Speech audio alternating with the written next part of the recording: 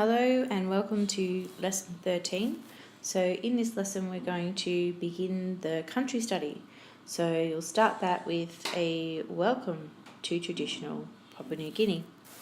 The first thing that we're going to do is construct the lesson as a narrative, and we're going to do this by beginning with discussion of our research task. So students should have gathered 3 pictures and 3 paragraphs about the cargo cults. So we're going to get students to share in a narrative style what it is that they have discovered in their research and what that says about traditional society and culture. So we're going to phrase that in terms of the course concepts. The next thing we're going to do is have a look at this video, and I won't link that in here because it's a little bit too long. But the reason that I've chosen this movie is because it has a narrative style. So it tells the story from the point of view of particular people, and it also has strong community links.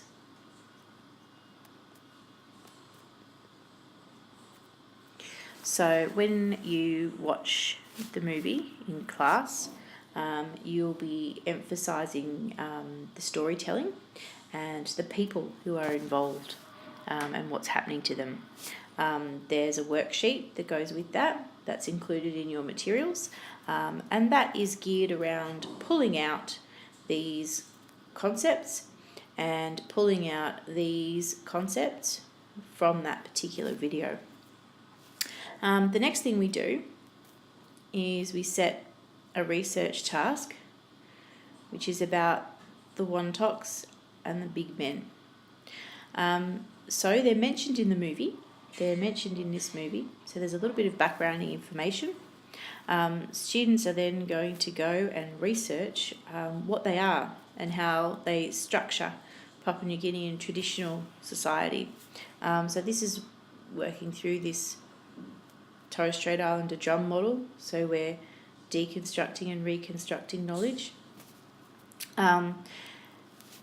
And that will give students a bit of an insight into the traditional nature of the society and culture. And the reason I've chosen these 2 things particularly is because they're concerned with power and authority, and they're also concerned with the political and legal system.